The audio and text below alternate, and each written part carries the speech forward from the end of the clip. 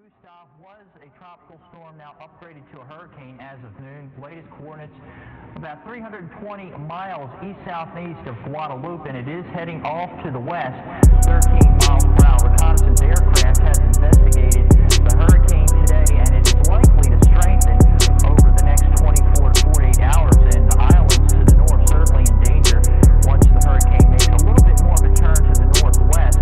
Currently, tropical storm winds extending out in orange here, hurricane force winds around the center, so we'll have to watch that as it heads off to the west. The islands of Leeward Islands and northern Western Antilles basically under a hurricane watch. That's shaded in orange, but could be upgraded to a warning, and it is likely to be upgraded to a warning a little bit later today. Strike probability, the best chance. It looks like Gustav is taking target on the Leeward Islands. Puerto Rico is certainly not out of the picture either. About another 48 hours, then we'll just have to wait and see where Gustav is going to go. Could make a turn out to sea, but it also still could pretty much still go west toward the United States. That is way too far in advance to make a call on that yet, though. Here's the picture of Gustav, and that's that well-defined circulation there. Let's put this picture into motion. We can see what's going on with Gustav. As well as Vortex, you can see a cluster of thunderstorms right around the center of Gustav, and it is becoming better organized. Behind that, that is Vortex, and now a tropical storm, but we do think that Vortex will turn more out to sea, so our main concern will be with Gustav. Let's see what's going on with Vortex now. Latest coordinates as of noon also. It's about, well, 1,250 miles east of Barbados. They're being overall looking fairly quiet, although we do have a weak tropical wave. Most of our attention is on Gustav and Vortex. In the tropics, way on up in the Gulf of Mexico, cluster of thunderstorms, nothing organized here. Certainly some good news. Heading off to the Pacific now. Here's a new tropical storm named Low, also predicted to be a hurricane, but good news heading out to sea away from Mexico. So if you're planning to go on vacation there, you might see some swell from the sea along the coastal areas, but that is about all. And still tropical storm cannot, that is moving away from land too, heading way out to the central Pacific, downgrading to a tropical storm. Current map around the nation, we're going to point out some of the major players going on. Of course, the first one is going to be this rain system, which is A, bringing a lot of rain, but two, moving very, very quickly, and came in and out quick. So we're going to take a tour of radars through this system. The cold air that we've always found the past few weeks has been locked up here to the upper Midwest as sort of little skirmishes along the Canadian border with low pressure system letting the cold air dip down and flirt with this area. So it's very, very wintry, and quite a system of just continual onflow of moisture that has just now begun, bringing some very heavy mountain snows, which A, makes problems for driving through the passes, but B, makes ski resorts very, very happy. Jackson Hole, Wyoming Ski Resort is very, very happy, among others. Let's begin with the northeast and check out the precipitation coming here, and then I'll just take out a tour of radars down the coast and talk about what's been happening and when you can expect it to end. Not only do we have a lot of rain coming up, very mild temperatures too. You have to go way out to the western edge of this screen to find anything coming down to a frozen nature. This very warm air all being pushed up in front of it, even some embedded thunderstorms as we begin looking at this system, all running in advance and overrunning a warm front here, but we'd had some pretty good thunderstorm activity once we get down to the more unstable sector in advance of the cold front. This whole low pressure system is lifting on up into the Canadian provinces. So we'll begin with New York City. A rain's begun to come through here. You even see some heavier echoes out just west of Scranton and the Harrisburg area, and can have some embedded thunderstorms in there. We're not worried about severe level for these storms, but rainfall so far, at least I was checking the New Jersey gauges, has been anywhere from a quarter of an inch to approaching a half an inch of rainfall. Now you can certainly get more out of that in checking the gauges throughout Virginia, especially the mountainous terrain, anywhere from a half an inch. There are some counties that picking up about 1.1, 1.2 inches of rainfall over the past 24 hours from the system. In Richmond, outside of seeing some wraparound type moisture, this is going to be the last. We're pulling on off. You'll see greatly improving condition. Checking out the Charleston radar, when I was setting this show up, rainfall is right along the coast, but we had seen, at least from the onset of this, I remember in western North Carolina, the rains were moving at about 40 to 50 miles an hour. included within that. Severe thunderstorm watch remains in effect there until 10 o'clock local time. And then for southern Michigan, they have a tornado watch until about 1 o'clock local time. So severe weather still quite possible. Warm front continues to pass to the north a little bit. We're keeping things rather unstable throughout this area. And you can see with the bright colors where the most severe and heavier showers and thunderstorms have been occurring ahead of this front. Now, if we swing to the west a little bit, Southern California is quiet. We do pick up a few clouds and, of course, the snow falling in the higher elevations of Colorado. It's 55 degrees in Bismarck. It's 90 in Dallas, Texas, and 74 in Atlanta.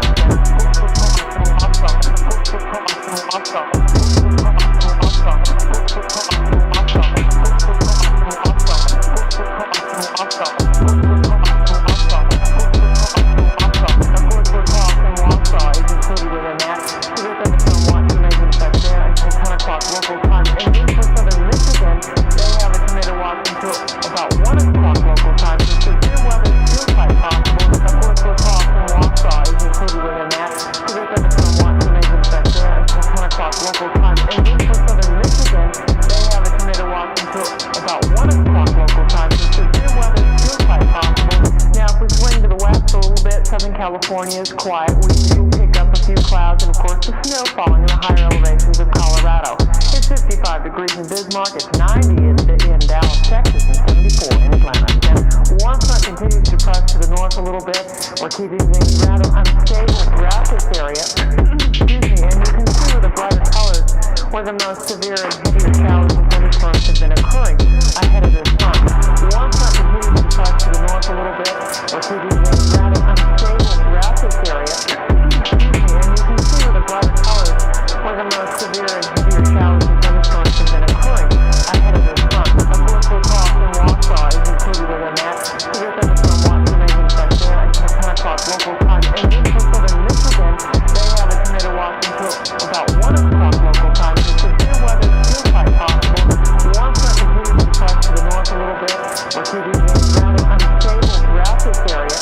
Excuse me, and you can see with the brighter colors where the most severe and heavier showers and thunderstorms have been occurring ahead of this front.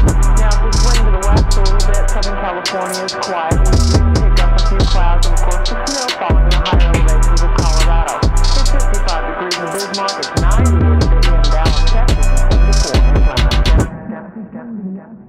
Southern California is quiet. We do pick up a few clouds and, of course, the snow falling in the higher elevations of Colorado. It's 55 degrees in Bismarck. It's 90 in Dallas, Texas, and 74 in Atlanta.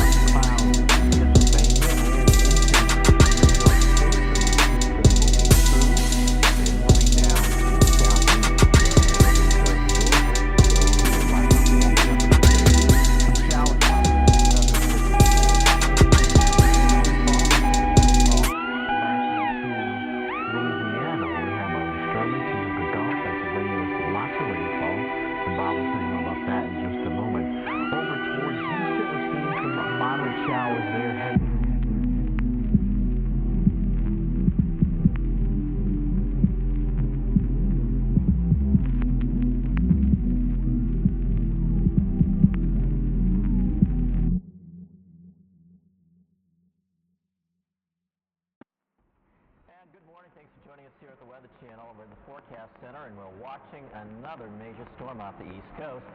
As you know, a couple of weeks ago, the East Coast hard hit by quite a storm that came in off the Atlantic, and once again, another storm developing. Yesterday, the satellite picture off the Atlantic coast, and let's take a look to North Carolina, where we'll show you the storm. Let's take a look at our satellite picture and roll it into motion for you. And that's available to us, and there it is. And you can see the clouds swirling about in eastern North Carolina and pushing on up to the mid-Atlantic states.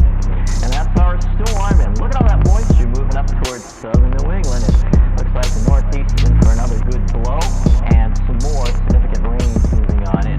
We've had some troubles this morning with freezing rain in the mountains away from the coast. And you can take a look at the latest radar, and you can see that precipitation moving into West Virginia there, and western North Carolina, western Virginia. So it's very icy there, but along the coast, not a lot of rain right now, but there's still a lot of wind. And take a look to the Tidewater area, just to the east of Virginia. A lot of heavy rain developing there, so it looks like the northeast coast is going to be rather wet and windy this afternoon. This is the way it looked yesterday in North Carolina along the coast and up towards Virginia Beach. It was very nasty, strong winds, crashing surf, and local heavy downpours of rain.